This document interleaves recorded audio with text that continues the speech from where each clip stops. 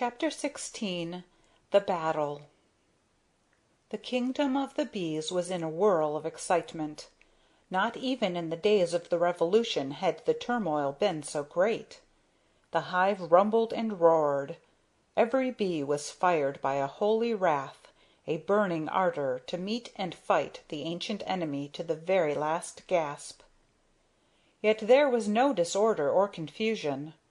Marvelous the speed with which the regiments were mobilized; marvelous the way each soldier knew his duty and fell into his right place and took up his right work. It was high time. At the queen's call for volunteers to defend the entrance, a number of bees offered themselves, and of these several had been sent out to see if the enemy was approaching. 2 had now returned, whizzing dots, and reported that the hornets were drawing near. An awesome hush of expectancy fell upon the hive. Soldiers in 3 closed ranks stood lined up at the entrance, proud, pale, solemn, composed. No one spoke. The silence of death prevailed except for the low commands of the officers drawing up the reserves in the rear. The hive seemed to be fast asleep. The only stir came from the doorway, where about a dozen wax generators were at work in feverish silence, executing their orders to narrow the entrance with wax. As by a miracle, 2 thick partitions of wax had already gone up, which even the strongest hornets could not batter down without great loss of time. The hole had been reduced by almost half. The queen took up an elevated position inside the hive, from which she was able to survey the battle. Her aides flew scurrying hither and thither. The 3rd messenger returned. He sank down exhausted at the queen's feet. "I am the last who will return," he shouted with all the strength he had left. "The others have been killed."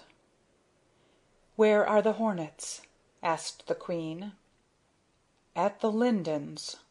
Listen, listen," he stammered in mortal terror. "The air hums with the wings of the giants." No sound was heard.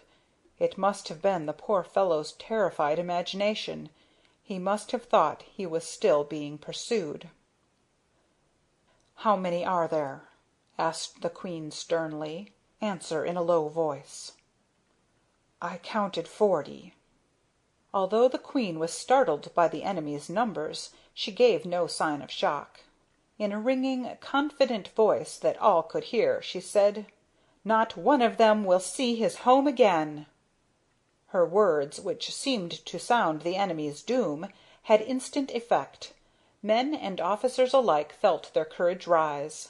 But when, in the quiet of the morning, an ominous whirring was heard outside the hive, first softly, then louder and louder, and the entrance darkened, and the whispering voices of the hornets, the most frightful robbers and murderers in the insect world, penetrated into the hive, then the faces of the valiant little bees turned pale, as if washed over by a drab light falling upon their ranks. They gazed at one another with eyes in which death sat waiting, and those who were ranged at the entrance knew full well that one moment more and all would be over with them. The queen's controlled voice came clear and tranquil from her place on high. "Let the robbers enter one by one, until I give orders to attack. Then those at the front throw themselves upon the invaders 100 at a time, and the ranks behind cover the entrance. In that way we shall divide up the enemy's forces.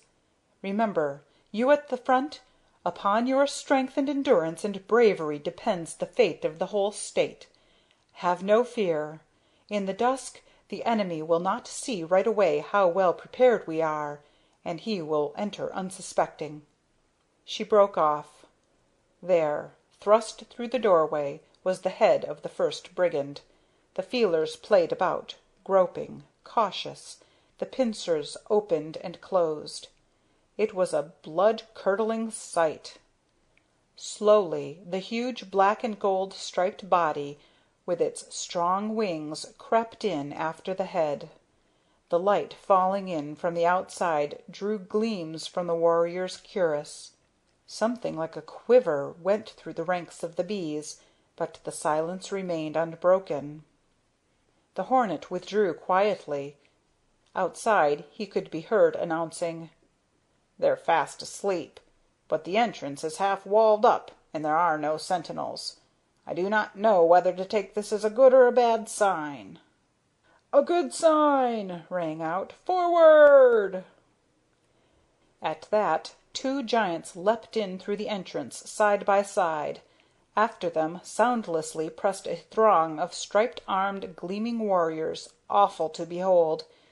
8 made their way into the hive.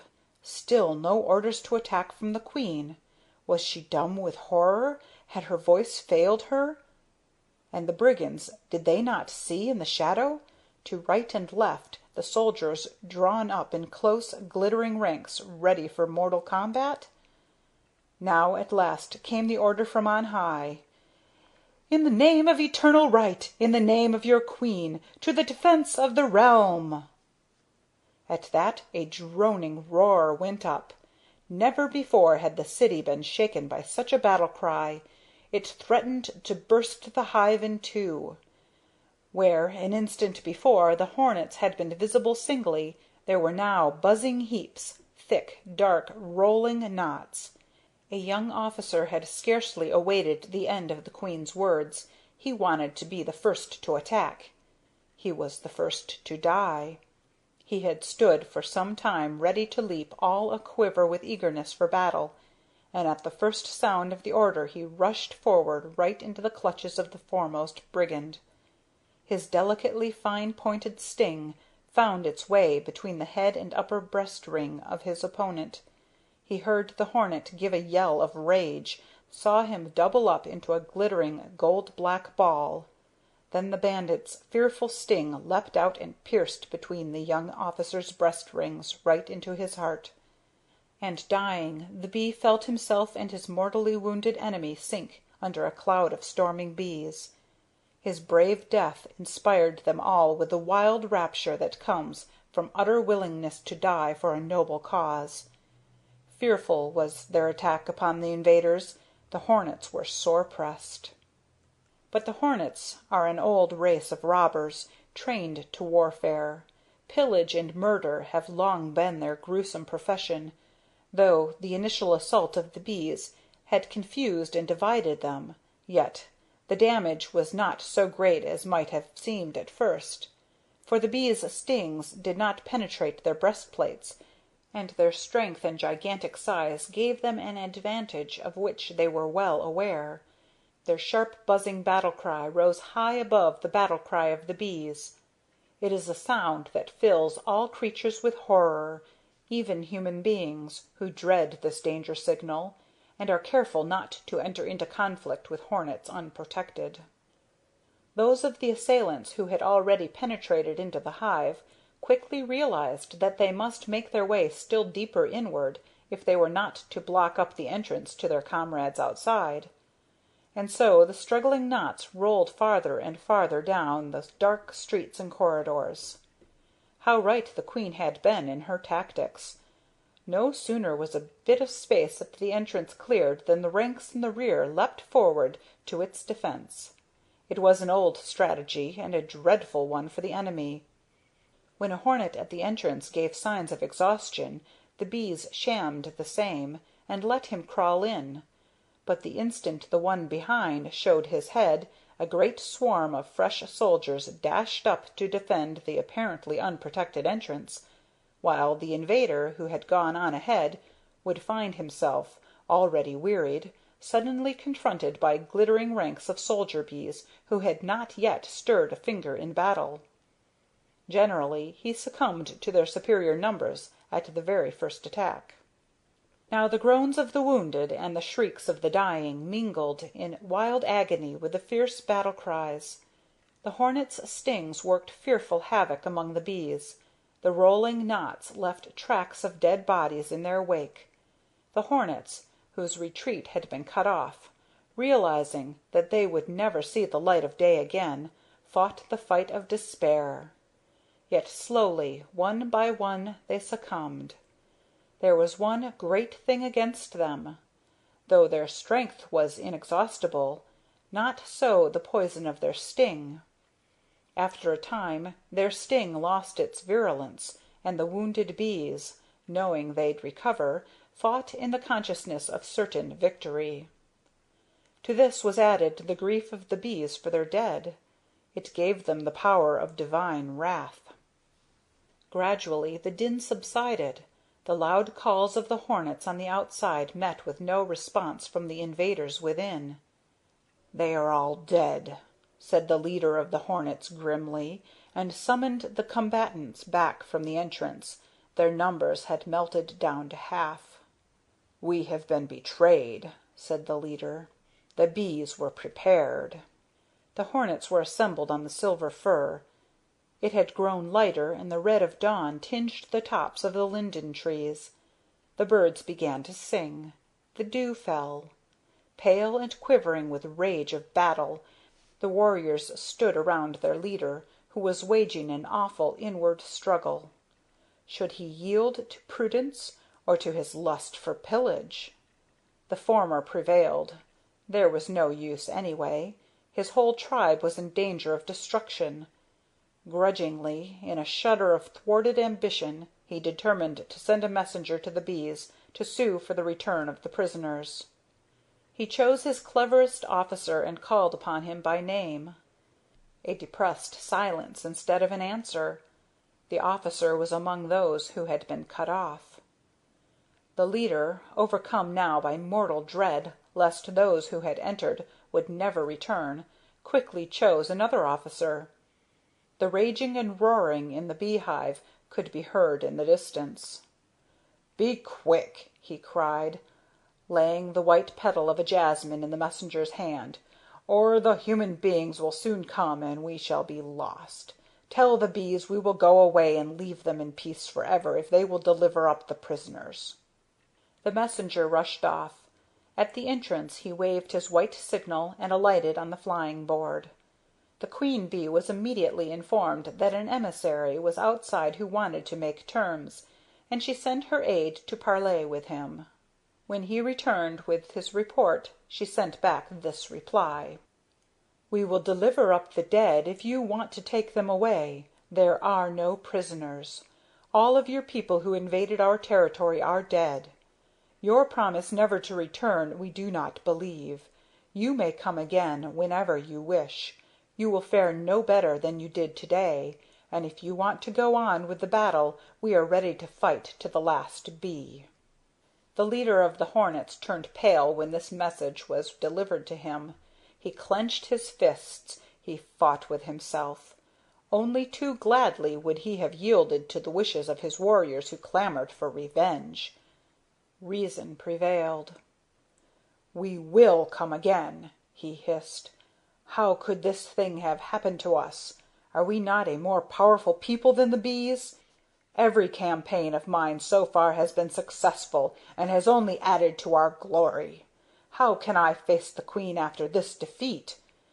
In a quiver of fury he cried out: "How could this thing have happened to us? There must be treachery somewhere." An older hornet, known as a friend of the queen's, here took up the word. "It is true we are a more powerful race, but the bees are a unified nation and unflinchingly loyal to their people and their state. That is a great source of strength. It makes them irresistible. Not one of them would turn traitor. Each without thought of self serves the weal of all." The leader scarcely listened. "My day is coming," he hissed. "What care I for the wisdom of these bourgeoisie? I am a brigand and will die a brigand. But to keep up the battle now would be madness. What good would it do us if we destroyed the whole hive and none of us came back alive?" Turning to the messenger, he cried: "Give us back our dead. We will withdraw." A dead silence fell. The messenger flew off. "We must be prepared for a fresh piece of trickery, though I don't think the hornets are in a fighting mood at present," said the queen bee when she heard the hornets' decision. She gave orders for the rear guard, wax generators, and honey carriers to remove the dead from the city, while 2 fresh regiments guarded the entrance. Her orders were carried out. Over mountains of the dead, one brigand's body after another was dragged to the entrance and thrown to the ground outside. In gloomy silence the troop of hornets waited on the silver fir and saw the corpses of their fallen warriors drop one by one to the earth.